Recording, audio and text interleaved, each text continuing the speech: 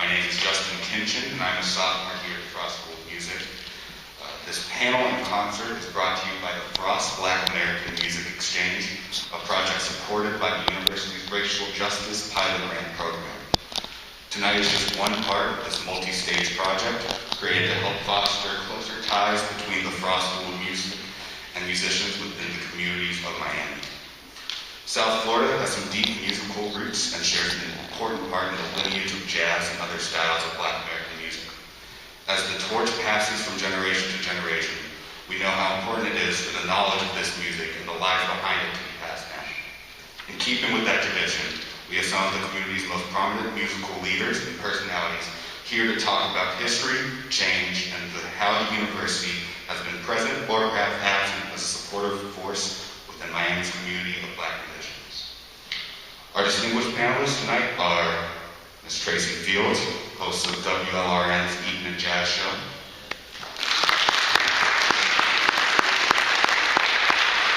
Ms. Nicole Yarling, internationally renowned vocalist and violinist and professor here at the Frost School of Music. Mr. Jesse Jones Jr., internationally renowned jazz saxophonist and brother of Melton Mustafa Sr.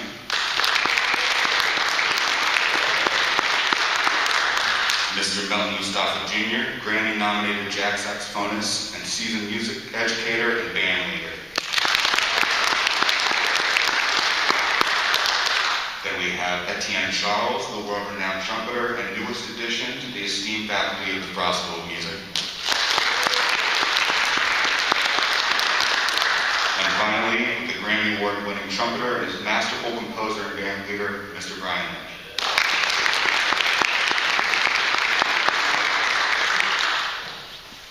So just to start things off, I'd like to say that there's a lot of musicians here. I feel like we don't know a lot about the history, about the deep roots that are here in Miami.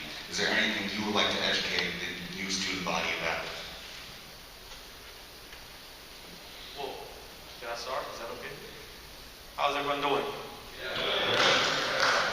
So I'm Melton Mustafa Jr., the son of Melton Mustafa Sr., and this is my uncle Jesse Jones Jr. And my dad started a big band, the Melton Mustafa Orchestra, when he was playing with the Count Basie Orchestra. So, you know, he felt it was important to bring that big band tradition and that Basie and Ellington style to South Florida. So he started a band, and it comprised of some of the best musicians in the world playing in the band, swinging every week, day in, day out. And it was a great experience, and it's been around since the 80s. Yeah, since the 80s. So I actually want to turn it over to my Uncle Jesse so he can give you a brief history about, you know, how jazz was back in the day. Yeah, sure. Hello, everybody. All right. Thank you very much. Back in the day, my brother and I, Melton Mustafa, well, I never called him Melton, I always called him bro. In fact, our whole family never called him Melton, always bro. My mama said, bro, get in here. But we started performing together when we was in high school. When we were in elementary school, he never wanted to play. He didn't want to do anything with music. He didn't want to have anything to do with music at all. And when we got into junior high school, I course him to start playing trumpet. And boom, from there we started our own rock, our jazz band. And we played at a lot of the, of course, the black clubs. Most of the happenings as far as jazz was in the town called Overtown. We had the bulk of jazz in the black area was Overtown. We would play like 5 nights a week, jazz, which is almost unheard of now. You know, well, some of the places we played Overtown was the Nightly, Sir John Lounge, the Double Deck, which was in Liberty City at that time, the Continental Club, And it was just like we would be playing every week somewhere. Every week. If we didn't play one night, it was a miracle. We got a night off. You know? But that's how we started. We first had a band called the Jets. Our first band was a calypso group. My brother played trumpet. We had a conga player. And I played the tub bass with the one string. And we would play in the back of the hotels on the Miami Beach, getting tips. We played by the pool. We played, get tips, and we hopped the fence and go to the next side. That's how we started. That's how we initially started. And then after that, that's when we got the Melton Jazz Quartet, or Quintet. And ever since then, we've been moving. My brother went to the service, got back, played with Count Basie, and he could come back, and next thing you know, he's writing all this music for Duke Ellington, not Duke Ellington, but Count Basie. And he had perfect pitch, of course.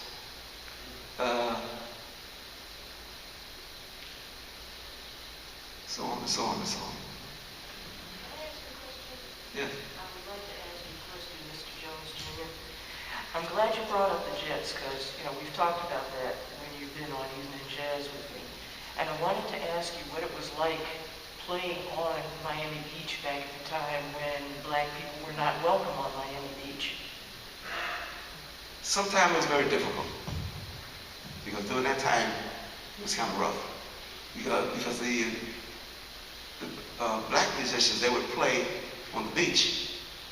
They would do their concerts. And right after, they could not stay over there. They had to come back. So what they would do, they would always play a double gig. They would play on the beach, and of course they come back, they come over to this black section, either over town or a place called the Hampton House, the historical Hampton House. We would play over there, they would play over there. So they would do a concert over there, and they'd come over in the black area and play at clubs, the same clubs that I played at, as a matter of fact, when I was young. All those clubs that I played in, my brother played in also, that people like Sam and Dave, host of Blue Mitchell. I played with Blue Mitchell years ago. And one of the clubs, I forget what club it was now. It was a while back. But it was very difficult. But we got away with it because we would play at a pool because we could not go inside. We would play the pool. And then after that, we go to the next one and make little tips. And after it's over, we go back to the other side. It was a little rough. Always off the beach before sundown. You were always off the beach before sundown? Oh yeah, definitely. Most definitely. I'll tell the story of the Ginger Man. You guys, Charlie Austin, great saxophone player, told me a story of being in Dania Beach and getting arrested because he didn't have a card. He was playing in a club that was a white establishment, and they harangued him and arrested him. He told me the story. And I'm from New York, so this whole thing was very strange to me, and I didn't get the whole idea of being restricted. I did some research, and I started to notice that that's when it dawned on me. I did some research, and I was trying to figure out, I was trying to look for Ella and all the big name acts that came to town playing at the beach. And I started to notice that, yeah, they played at the beach, but they really played in Overtown. And they really played at the Hampton House. And Sam Cooke made one of his most important records at in Harlem Square. Right. Right? That's where all the life was, and that's where people went. And it's the equivalent of, it was the Harlem of Overtown, of Miami. So, and I just wanted to mention that Melton was my colleague at Florida Memorial until he passed. And we were friends, and we were also in a band when I first moved to Florida called the Billy Roby Band. And these guys took me in and treated me like family. I'm so grateful. That's part of the reason why I'm grateful to be here tonight, to share this with you. Melton was a very important figure in the South Florida community. Yes, Along with Jesse. And his son. But, and the other thing I want to mention real quick is there were 5 important trumpet players that came out of South Florida. Melton Mustafa, another gentleman by the name of Pete Minger, who also played in the Basie Band. Lou Mitchell, that's Navarro, Key West. And who was the 5th? I had it in my head. Oh, Nat Adderley. Duh, that's me. You know, speaking of that, Nat Adderley was supposed to be the trumpet player on my first CD, and he got sick, temporarily. So my brother took his place, which was a good thing and a bad thing.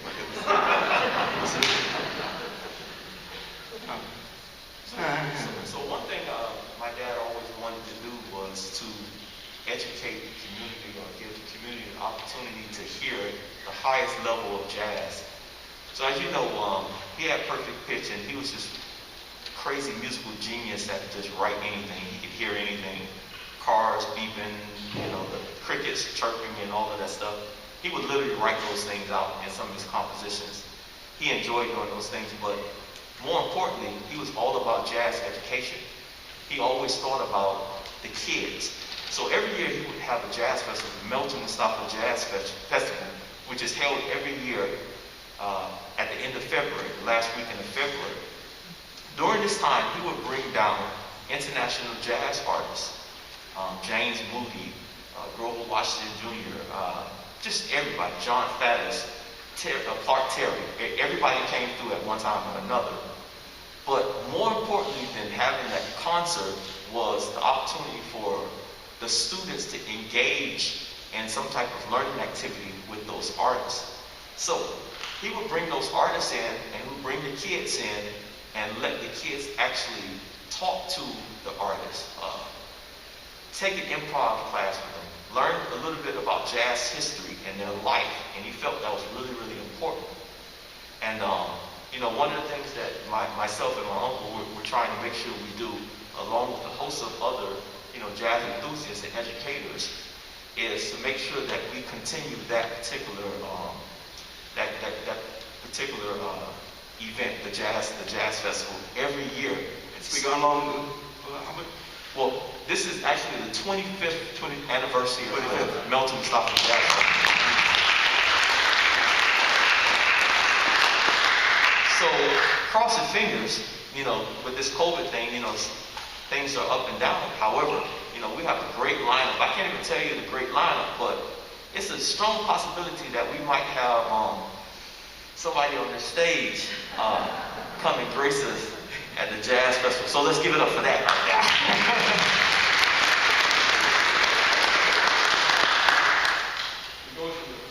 Negotiate. we got the deals going there. But so tonight we're going to play original compositions by Melton Mustafa Sr. We're going to do 2 arrangements that he did, but the other ones are actual original compositions that he wrote while either being a kid or playing with the Basie band or Duke Ellington band or whatever band he was at. He always wrote music, always.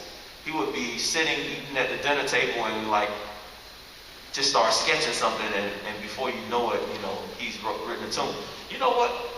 That St. Louis Blues, I don't know if you know this or not, but we were getting ready to record the St. Louis Blues album, and I was driving my dad to the recording studio, which the ride was maybe like 15 minutes, 20 minutes. So I'm talking to Dad, and we're talking about something, I don't know, food or something, some other topic. And he's talking to me, having a full conversation, and he's like, yeah, and he's just sketching.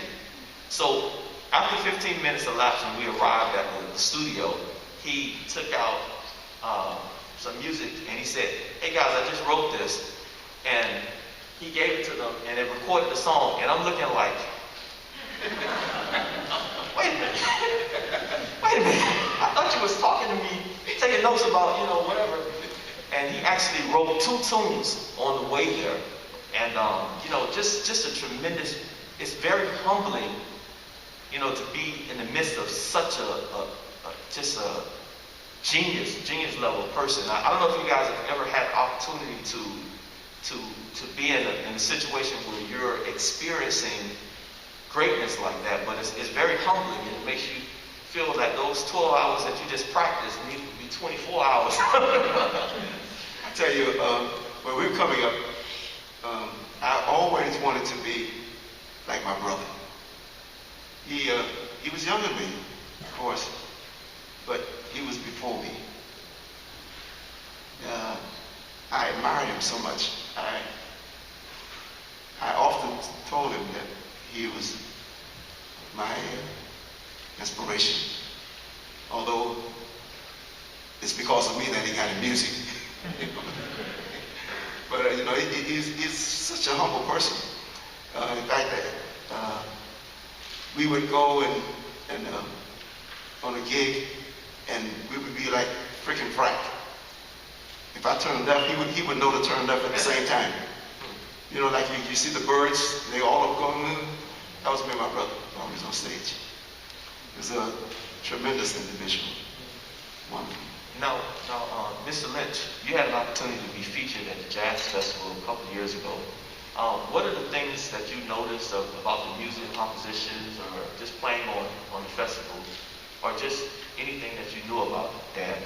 Yeah, well, I mean, in terms of the music, your father's music, I've been a big fan of your father's music for a long time, and of course, I knew him a little bit, during the time, around the time that I got to New York, and I believe he was on the scene there for a little while, off and on, when he was playing with Bobby Watson, who was a UM alumni, and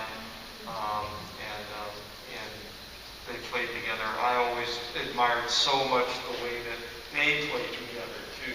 Maybe Bobby was listening to you a little bit or something. He picked up some things from it. That's actually a good, interesting question about when Bobby Watson was here at the school. Did you hang out? Did he seek you out? Or Yes, we did. I'll bet he did. Yeah. Yes, it's interesting. I've talked to Bobby a lot about those times when he was down here for University of Miami, and the guys from University of Miami used to come hang out. Bobby Watson, a very famous bass player by the name of Jaco Pastorius. You guys heard of him? Well, Jaco was another genius, but Jaco wanted to learn how to play the blues.